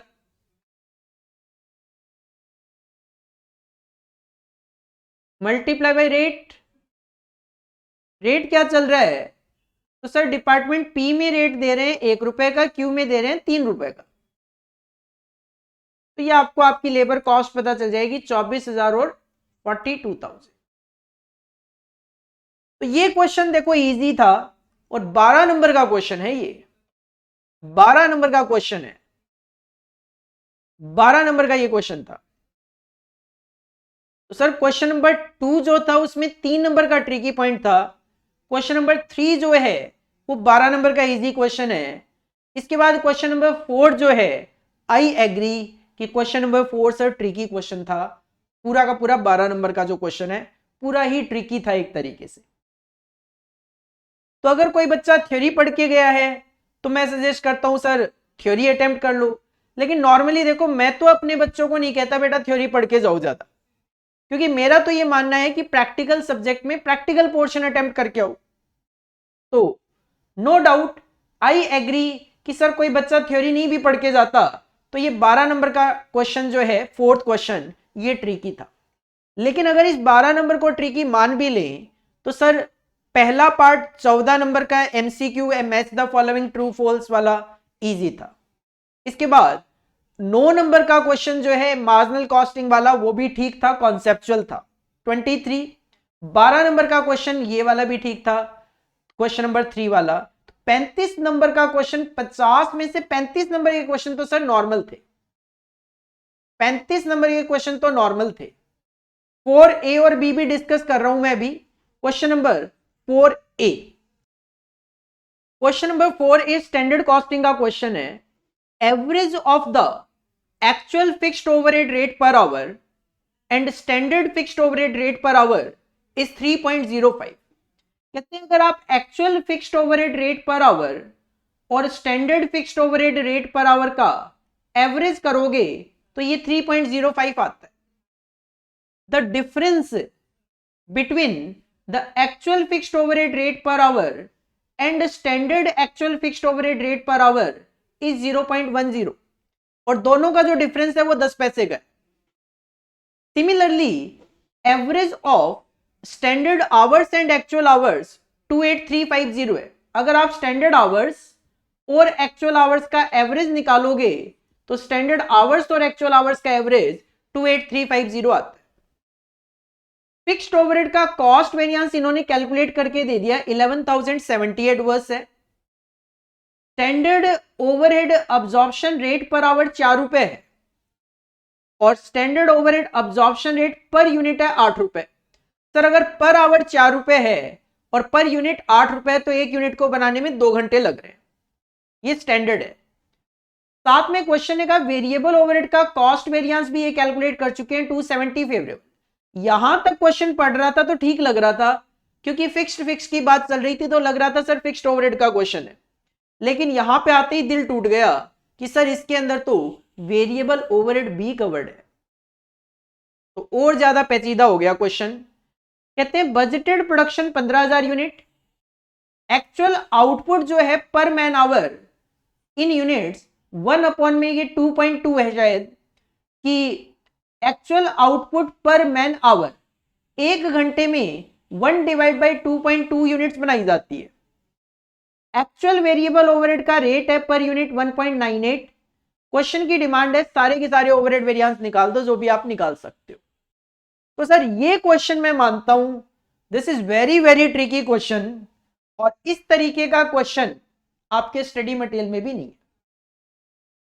लेकिन आउट ऑफ सिलेबस हम इसको भी नहीं बोल सकते क्योंकि this is the question of standard costing, fixed overhead variance, variable overhead variance, sir वो हमारे सिलेबस में है। But very very tricky question, इस तरीके का कोई भी क्वेश्चन इंस्टीट्यूट ने हमें स्टडी मटेरियल में नहीं दिया और एग्जाम में डाल दिया, तो ये इंस्टीट्यूट की तरफ से मैं कहूंगा एक रॉन्ग स्टेप है। क्यों? क्योंकि अगर आपको इस तरीके की वैरायटी ऑफ क्वेश्चन पूछने हैं तो उस सिचुएशन में आप इस तरीके के कम से कम एक क्वेश्चन तो स्टडी मटेरियल में दो। चलो मैं आपको करवाता हूं ये क्वेश्चन किस तरीके से सॉल्व होना है। 4A है, ये थोड़ा सा ट्रिकी है, आराम से करवाऊंगा। और सबसे पहले तो देखो क्वेश्चन में निकालना क्या है, सर इसमें वेरिएबल ओवरहेड और फिक्स्ड ओवरहेड वेरिएंस निकालने हैं। तो मैं आपको सजेस्ट करूंगा जैसा कि मैं अपनी क्लासेस में करवाता हूं, वेरिएबल ओवरहेड वेरिएंसेस के लिए डेटा और फिक्स्ड ओवरहेड वेरिएंसेस के लिए डेटा, सर वो बना के छोड़ दो, क्योंकि अगर आप वो बना के छोड़ दोगे तो आपको जैसे जैसे फिगर्स मिलती जाएगी आगे क्वेश्चन इजी होता जाएगा। मैं कुछ इस तरीके से करवाता हूं। बजट लेते हैं सबसे पहले जो कि क्वेश्चन में डेटा होता है, देन हम उसको स्टैंडर्ड फॉर एक्चुअल आउटपुट में कन्वर्ट कर लेते हैं। ये होता है budget for standard output, standard for actual output, then actual for actual output. तीनों में 3-3 कॉलम आप लिया करते हो, hours rate amount, hours rate amount और आवर्स रेट अमाउंट। इससे क्या होता है थोड़ा डेटा डालना अपने लिए इजी हो जाएगा। फिक्स्ड ओवरहेड में आप लेते हो budgeted hours, budgeted rate that is standard rate और budgeted overhead. Then actual hour आप लेते हो, एक्चुअल रेट लेते हो और एक्चुअल ओवरहेड लेते हो। फिक्स्ड लेना है सारा का सारा इसमें। देन आप स्टैंडर्ड आवर्स लेते हो, रेट इस पे बजटेड अप्लाई होता है तो आपको आपके standard overhead that is recovered overhead पता चल जाते हैं। ऐसा ही कुछ होता है। सर अगर इसमें डेटा के पॉइंट ऑफ व्यू से मैं बात करूं, इसमें डालने के लिए फिलहाल मेरे पास कोई डेटा नहीं है। क्वेश्चन ने क्या कहा, क्वेश्चन ने कहा actual fixed overhead rate per hour और standard fixed overhead rate per hour का एवरेज 3.05 है। तो सर इसके लिए मैं वर्किंग नोट्स में जाता हूं, मैं इसके लिए वर्किंग नोट्स में जाता हूं। मान लो हमने एज्यूम कर लिया, assume actual fixed overhead rate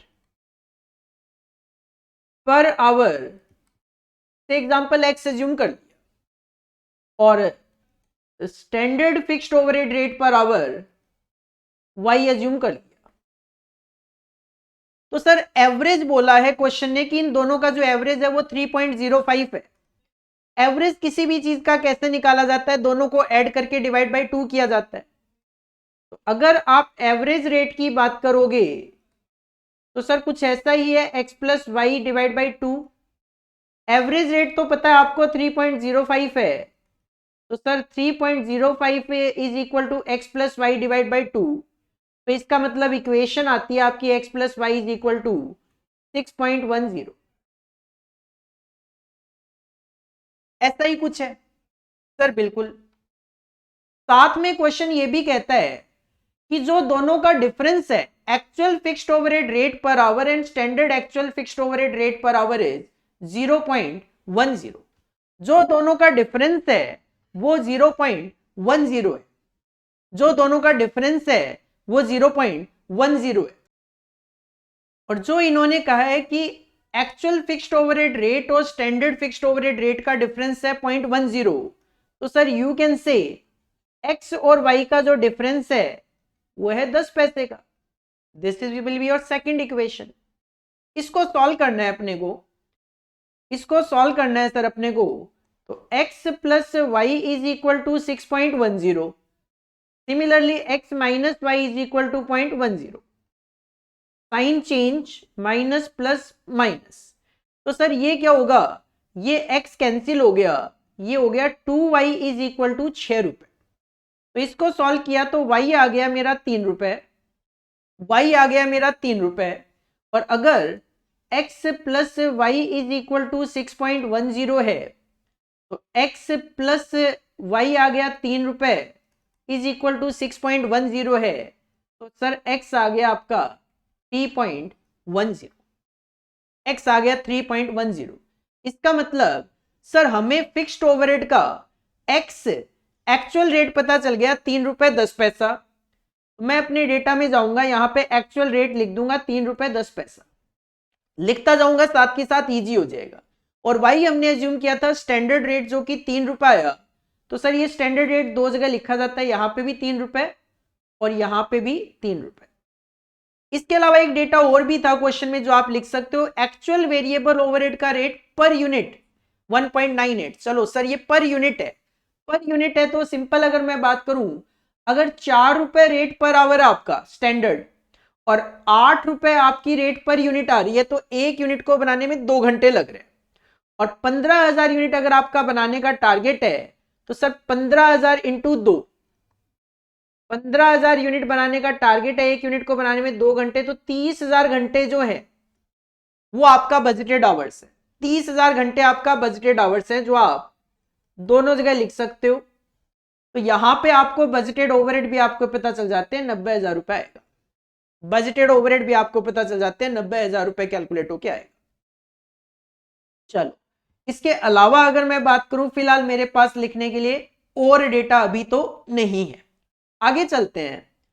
question ने कहा सर फिक्स्ड ओवरहेड का कॉस्ट वेरिएंस 11,070 एडवर्स है। उससे भी पहले क्वेश्चन ने कहा स्टैंडर्ड आवर्स और एक्चुअल आवर्स का एवरेज 28,350 है। सेकंड वर्किंग नोट में चलते हैं। क्वेश्चन ने कहा स्टैंडर्ड आवर्स और एक्चुअल आवर्स जो है, इन दोनों का एवरेज जो है वो 28,350 है। एज्यूम कर लो, एज्यूम कर लिया स्टैंडर्ड आवर्स,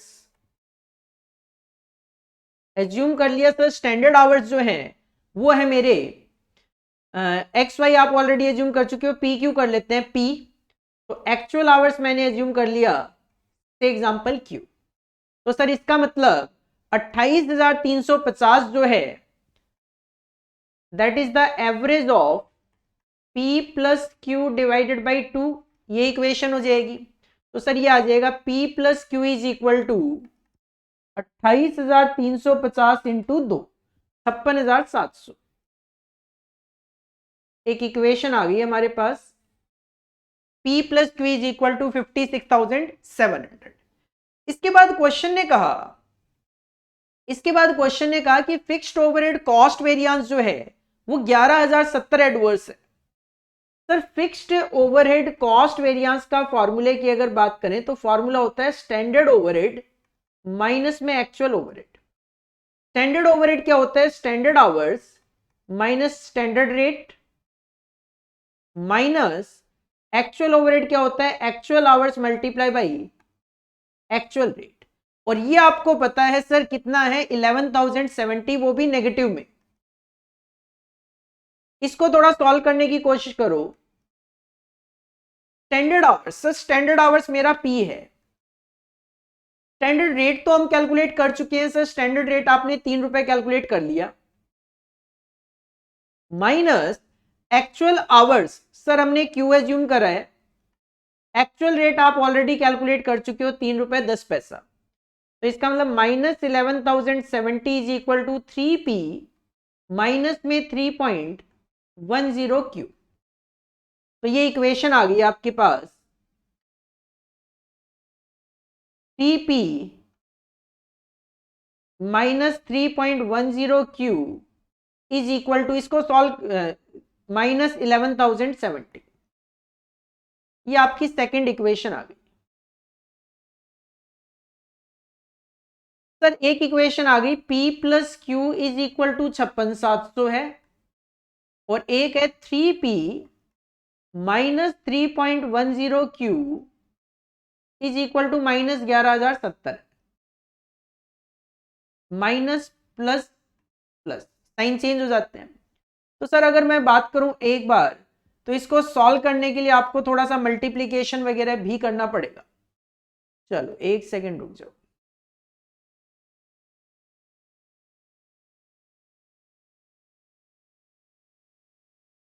3p था, ठीक है सर। p या q को कैंसिल करने के लिए आप एक काम कर सकते हो, पहली जो इक्वेशन है उसको 3 से मल्टीप्लाई कर, जैसे ही आप उसको 3 से मल्टीप्लाई करोगे तो ये हो जाएगा 3p plus 3q is equal to 56,700 into में 3, 1,70,100। तो 3p minus 3.10 Q is equal to minus 1107। अब सॉल्व करो इसको, माइनस प्लस और प्लस, तो सर इससे क्या हुआ, p आपका कैंसिल हो गया, और ये हो गया आपका 3 और 3 6, 6.10 क्यू इज इक्वल टू, ये माइनस माइनस प्लस हो गया 181,170। तो यहां से आपको आपका क्यू पता चल जाएगा, सर क्यू आ जाएगा आपका 29,700। 29,700 क्यू, क्यू मतलब एक्चुअल आवर्स, एक्चुअल आवर्स आ गए आपके 29,700। तो सर आप पीछे आ जाओ, यहाँ पे एक्चुअल आवर्स में लिख लो 29,700, बस सब आपकी कहानी खत्म है। इंटू 3.1, सर ये आ गया 92070। Fixed overhead cost variance, sir fixed overhead cost variance है 11,070।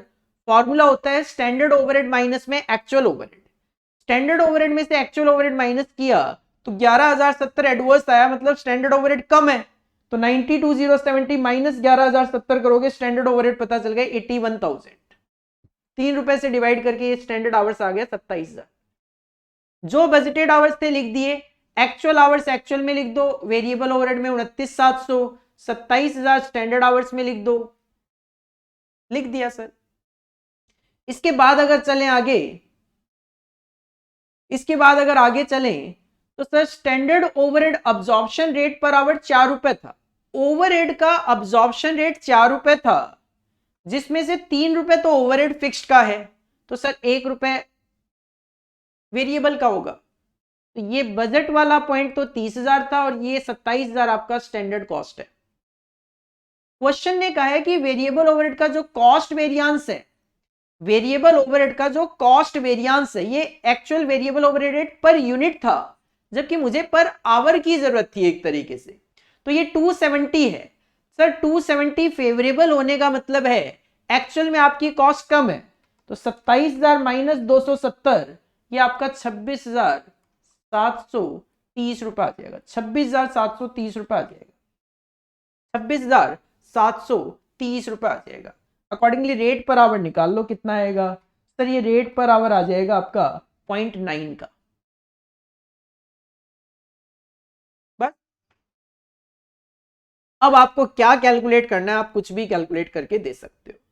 सर वेरिएंसेस निकाल के देने हैं, तो सबसे पहले अगर वेरिएबल ओवरहेड की बात करूं तो वेरिएबल ओवरहेड कॉस्ट वेरिएंस का फॉर्मूला होता है standard cost minus actual cost. Sir cost variance क्या निकालना, वो तो गिवन ही था 270 फेवरेबल। वेरिएबल ओवरहेड का expenditure variance, sir expenditure variance का फॉर्मूला होता है standard rate minus actual rate multiply by actual hours. तो ये आ जाएगा आपका 2970 फेवरेबल। और वेरिएबल ओवरहेड एफिशिएंसी वेरिएंस का फॉर्मूला होता है standard hours 27,000 minus actual hours multiply by standard rate 2700, that is adverse, that is adverse. तो दोनों का डिफरेंस आप देख सकते हो, फेवरेबल 270 आ जाएगा। फिक्स्ड ओवरहेड में बात करोगे तो sir fixed overhead cost variance तो ऑलरेडी क्वेश्चन में गिवन था 11,070 एडवर्स। इसके बाद आप कैलकुलेट करके दे सकते हो फिक्स्ड ओवरहेड का expenditure variance budget minus actual, budget minus actual 90,000 minus 92,070 2070 adverse, 2070 adverse. Fixed overhead का वॉल्यूम वेरिएंस आप कैलकुलेट करके दे सकते हो। वॉल्यूम वेरिएंस होता है standard minus budget, standard minus budget. Sir standard है 81, बजट है 90,000, 9,000 रुपए एडवर्स, 9,000 एडवर्स। इसके बाद आप फिक्स्ड ओवरहेड का एफिशिएंसी वेरिएंस कैलकुलेट कर सकते हो। एफिशिएंसी वेरिएंस का फॉर्मूला होता है स्टैंडर्ड आवर्स माइनस में एक्चुअल आवर्स, 27,000 माइनस में 29,700 मल्टीप्लाई बाई 3 रुपए का बजटेड रेट 8100 एडवर्स आएगा। और फिक्स्ड ओवरहेड कैपेसिटी वेरिएंस भी आप कैलकुलेट करके दे सकते हो। सर फॉर्मूला होता है actual hours 29,700 minus budgeted hour 30,000 multiply by standard rate 3 रुपए का 900 एडवर्स। इस तरीके से आपका ये क्वेश्चन सॉल्व होना था। मेन ज्यादा कुछ नहीं है, अगर आप ये इक्वेशन समझ जाते हो कि सर ये इक्वेशन बननी है दो, बस इसके बाद तो इजी है question. But no doubt I agree sir ये काफी ट्रिकी क्वेश्चन था, क्योंकि मेन यही है कि इस तरीके के क्वेश्चन आपके स्टडी मटेरियल में गिवन नहीं है। और इसके बाद अगर हम 4B की बात करें तो सर 4B जो है that is related to control ratio से रिलेटेड ये क्वेश्चन है। और ये जो क्वेश्चन नंबर 4 का बी पार्ट है ये भी ट्रिकी पार्ट ही है। रीजन यही है कि sir idle capacity ratio examiner ने पूछ तो लिया, बट स्टडी मटेरियल में मुझे कहीं पे भी आइडल कैपेसिटी रेशियो का इस तरीके का क्वेश्चन दिखाई दिया नहीं। आइडल रेशियो तो है क्वेश्चन में, अपने सिलेबस में आइडल रेशियो तो है, लेकिन आइडल कैपेसिटी रेशियो की अगर मैं बात करूं तो सर आइडल कैपेसिटी रेशियो का इस तरीके का क्वेश्चन नहीं है। सीधा सीधा डेटा गिवन होके कैलकुलेशन तो आपको मिल जाएगा। कहते हैं बीटीसी लिमिटेड मैन्युफैक्चरर दो प्रोडक्ट बनाते हैं एक्स और Y. Product X requires 5 hours to produce while 5 unit of product Y can be produced in 1 hour. X के लिए एक यूनिट के लिए 5 घंटे चाहिए, वाई 1 घंटे में 5 यूनिट बन जाती है।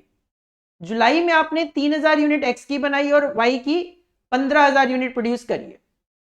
एक्टिविटी रेशियो है 93.75%, लेकिन ये एक्टिविटी रेशियो नहीं, कहते हैं activity ratio is 93.75% of the capacity ratio. जो कैपेसिटी रेशियो होगा उसका 93.75% एक्टिविटी होगा। Similarly and the capacity ratio is 102.4% of the efficiency ratio. ये नहीं बताया कि कैपेसिटी रेशियो कितना है। क्वेश्चन कहता है कैपेसिटी रेशियो एफिशिएंसी रेशियो का 102.4% होगा, और क्वेश्चन में एफिशिएंसी रेशियो भी नहीं बताया, और क्वेश्चन आपसे जानना चाहता था आइडल कैपेसिटी रेशियो कैलकुलेट कर दो। तो इसके लिए आपको क्या करना पड़ेगा, इसके लिए भी आप एक तरीके से इक्वेशन फॉर्म करके चल सकते हो कि सर अगर मैं एज्यूम करूं कि मेरा एफिशिएंसी रेशियो 1 है, तो क्वेश्चन ने कहा है कि एफिशिएंसी रेशियो का 102.4% कैपेसिटी रेशियो होगा, तो फिर आपका कैपेसिटी रेशियो 1.024 होगा। और देन क्वेश्चन ने कहा कि मेरा एक्टिविटी रेशियो कैपेसिटी का भी 93.75 होगा। एक्टिविटी रेशियो मेरा कैपेसिटी रेशियो का 93.75% होगा। तो सर ये फिर होगा आपका 0.96 होगा। और activity ratio is nothing, it is the total of efficiency, capacity and idol. तो सर एक्टिविटी रेशियो अगर 0.96 होगा इस इक्वेशन के अकॉर्डिंगली, ईआर आपने 1 अज्यूम करा, ये आपका 1.024 है, तो बताना तो परसेंटेज में ही है, आएगा तो परसेंटेज में ही। मेरे हिसाब से आइडल कैपेसिटी रेशियो की कैलकुलेशन इस तरीके से की जा सकती है। ये आ रहा है 93.75% ही आ रहा है, लेकिन फिर भी मैं सजेस्ट करूंगा कि ये जो क्वेश्चन है इसका आंसर जब इंस्टीट्यूट रिलीज करे तो आप एक बार जरूर चेक कर लेना, एक बार आप चेक जरूर कर लेना, क्योंकि इस तरीके के क्वेश्चन को लेकर आई एम नॉट श्योर कि ये इक्वेशन अप्लाई हो पाएगी या फिर नहीं हो पाएगी। तो ये आप चेक कर लेना, क्योंकि इससे रिलेटेड कोई भी इंस्टीट्यूट ने अपने स्टडी मैट के अंदर ना तो कोई फॉर्मूला एज सच मेंशन करा हुआ है, ना इस तरीके की कोई वैरायटी है, ना आइडल कैपेसिटी रेशियो का वहां पे जिक्र है।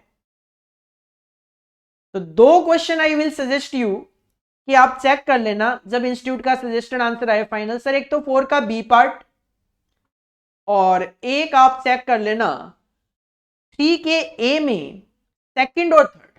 हालांकि बिल्कुल ठीक कराया मैंने, सेकंड और थर्ड पार्ट को लेकर किसी तरीके का कोई डाउट नहीं है, लेकिन कई बार इंस्टीट्यूट के एजम्पशंस लेकर क्वेश्चंस को सॉल्व कर देता है और चाहता है कि बच्चा भी वही एजम्पशन लेकर सॉल्व करे। हाँ, 4B जरूर चेक कर लेना आप एक बार, क्योंकि 4B को लेकर आई एम नॉट श्योर कि इस तरीके से इक्वेशन अप्लाई हो सकती है। क्यों श्योर नहीं हूं वो भी बता देता हूं। श्योर इसलिए नहीं हूं क्योंकि आइडल रेशियो ज्यादा आ रहा है, आइडल कैपेसिटी रेशियो का आंसर ज्यादा आ रहा है 93.75%। इस वजह से आई विल से कि एक बार आप इस आंसर को जरूर चेक कर। बाकी तो देखो इसमें राइट ए शॉर्ट नोट का क्वेश्चन था, 5th क्वेश्चन, जिसमें आपको strategic management accounting chapter number 1 में मिल जाएगा short note. Forecast versus budget, sir budget and budgetary control, limitations of learning curve theory, learning curve के चैप्टर में, और pricing based on opportunity cost sir आपको मिल जाएगा marginal costing के chapter के अंदर, application of marginal costing in decision making के अंदर। तो ये शॉर्ट नोट थे, जिसमें से 3 आपको शॉर्ट नोट यहाँ पे मेंशन करने थे। तो ये हमारा कॉस्ट एंड मैनेजमेंट अकाउंटिंग का पेपर था, जिसमें आई एम एग्री कि सर इसके अंदर 3 पार्ट जो थे, एक तो क्वेश्चन नंबर 2 का बी पार्ट, एक क्वेश्चन नंबर 4 का बी पार्ट, ये दोनों तो you can say sir out of syllabus है। रीजन क्या है, इस तरीके की कोई वैरायटीज हमारे पास गिवन नहीं है। आइडल कैपेसिटी रेशियो पे कोई कैलकुलेशन वगैरह आपको सेकंड ग्रुप के स्टडी मटेरियल के अंदर देखने को नहीं मिलती। 4A जो है वो ट्रिकी क्वेश्चन कहूंगा, out of syllabus you can't say, क्योंकि फिक्स्ड ओवरहेड और वेरिएबल ओवरहेड वेरिएंसेस हमारे सिलेबस में है। तो मेरा ये मानना है 50 में से 35 नंबर का पेपर तो आप करके आ सकते थे, वो भी एक्यूरेसी के साथ। इसके बाद हमारा जो FM का पार्ट है, पार्ट बी, ये मैं अलग वीडियो में आपके लिए लेकर आऊंगा, क्योंकि कॉस्ट अकाउंटिंग का पार्ट अगर ट्रिकी था थोड़ा, 15 नंबर के आसपास का जो मैं बोल रहा हूं, तो FM का पार्ट भी ट्रिकी था। हालांकि FM के अंदर ट्रिकी पार्ट कम था, सीधे सीधे क्वेश्चन भी काफी सारे थे, बट फिर भी कॉन्सेप्चुअल पेपर ज्यादा था। तो मैंने ये डिसाइड किया कि मैं पार्ट ए और पार्ट बी की जो वीडियोज हैं वो आपके साथ अलग अलग लेकर आऊं, ताकि जिन बच्चों को कॉस्ट एंड मैनेजमेंट अकाउंटिंग में दिक्कत लगी वो आराम से बैठ के अपना cost and management account video देखे, FM में लगी FM का देखे, दोनों में लगी दोनों वीडियो आप देखिए। तो this is all about for today video. Last में यही कहूंगा, अगर आपने हमारा चैनल अभी तक भी सब्सक्राइब नहीं किया है तो कर लीजिए, और अगर आपको ये वीडियो अच्छा लगा हो तो लाइक कीजिए, अपने दोस्तों के साथ शेयर कीजिए, उनको भी बेनिफिट दीजिए, खुद भी बेनिफिट लीजिए। टेलीग्राम चैनल का लिंक हमारा डिस्क्रिप्शन बॉक्स में गिवन, आप उसको ज्वाइन कर सकते हो, क्योंकि टेलीग्राम चैनल के थ्रू हम टेस्ट सीरीज कंडक्ट करते हैं। कोई भी वीडियो हम अपलोड करते हैं उस पर भी लिंक दे देते हैं ताकि बच्चे के पास पहुंच जाए। कोई भी नोटिफिकेशन होती है, इंपॉर्टेंट नोटिफिकेशन, वो हम बच्चे के साथ टेलीग्राम चैनल पे पहले शेयर करते हैं वीडियो बनाने से पहले। टेलीग्राम चैनल आप ज्वाइन करेंगे तो पहला बेनिफिट जो आपको मिलना है, जो और कहीं नहीं मिलेगा, वो मिलेगा फ्री टेस्ट सीरीज, और बाकी नोटिफिकेशंस, वीडियोस, लिंक, वो हम सारे के सारे वहां पे आपके साथ शेयर्स करते हैं, तो आपको इंफॉर्मेशन छूटेगी नहीं किसी भी तरीके से। This is all about for today video. मिलते हैं नेक्स्ट वीडियो में FM के सॉल्यूशंस के साथ। Thank you, bye bye.